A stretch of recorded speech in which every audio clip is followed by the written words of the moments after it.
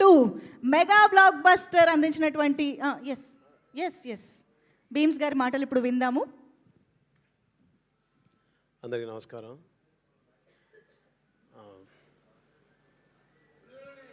Almost ఇది ఒక silver Jubilee నాకు. నేను వచ్చి 25 ఏళ్ళు అయిపోయింది.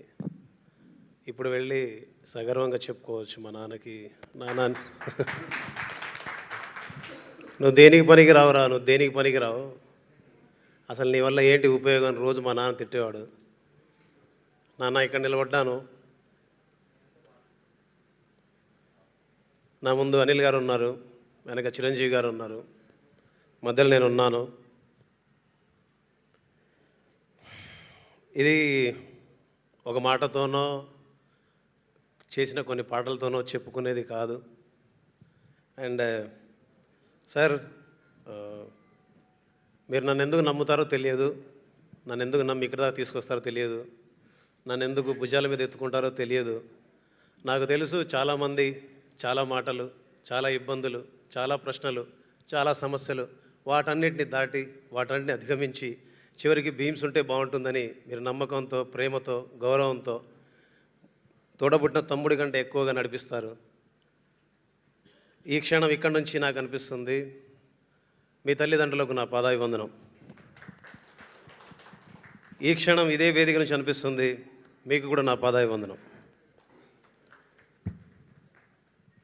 పాటకు పూర్తిస్థాయి స్వేచ్ఛని, పాటకు పూర్తిస్థాయి గౌరవాన్ని, పాట యొక్క రూపం భీమ్స్ అయితే, భీమ్స్ ఎక్కడికి వచ్చి నిలబడి మాట్లాడితే, భీమ్స్ యొక్క తల్లిదండ్రులు గౌరవపడితే, గౌరవ ప్రపంచంలో గౌరవంగా వాళ్ళు పేర్కొనబడితే, దాని వెనకాల, ఈ కష్టం వెనకాల మీరందరూ చూపించిన ప్రేమకి, మీరందరూ నా వెనక నిలబడి నువ్వు ముందుండాలి అని చూపించిన ఇష్టానికి నేను ఎప్పుడు రుణపడి ఉంటాను. ఇక నుంచి నేను ఇంకా చాలా మాట్లాడేది ఉంది, బట్ ఒక మాట చెప్తాను.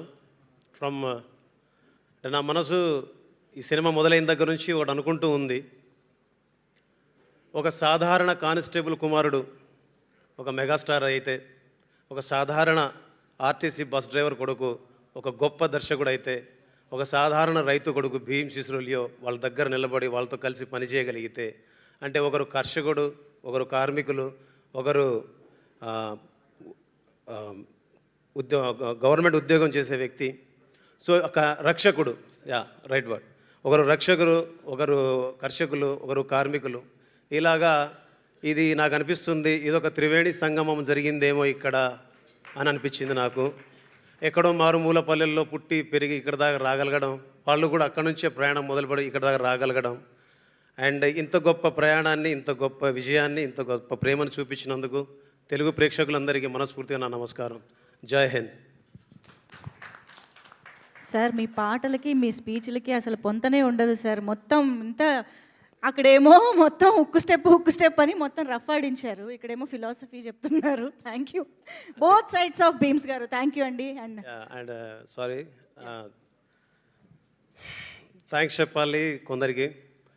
మిథున్ సార్, మా కీబోర్డ్ ప్లేయర్ మిథున్ గారికి, అండ్ మా వైద్య గారికి, మా అగస్త్య గారికి, మా హెల్విన్కి, మా రైటర్ శాస్త్రి గారికి, శ్యామన్నకి, భాస్కర్ భట్ల గారికి, ప్రతి ఒక్కరికి, మెయిన్లీ చివరిగా ఎప్పుడు చెప్పాలన్నా ధైర్యంగా చెప్తాను, ఎప్పుడు చెప్పాలన్నా గర్వంగా చెప్తాను, మా మాల్యా ఇక్కడ దా.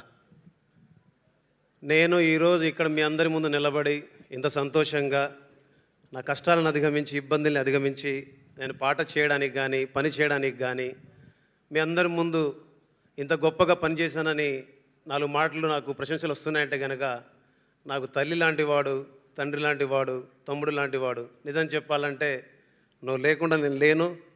మీ సార్ చిరంజీవి సినిమా చేశాడని నువ్వు ఎంత సంతోషపడ్డావు నేను చూశాను. నేను చేయలేదురా, మనందరం కలిసి చేశాం. తెలుగు రాష్ట్రాల్లో ఉన్న 10 కోట్ల మంది కలిస్తే భీమ్స్ 10 కోట్ల మంది కలిసి పనిచేశారు ఆయనకి. Thank you so much. Love you Mallya. Thank you అండి, థ్యాంక్ యూ వెరీ మచ్.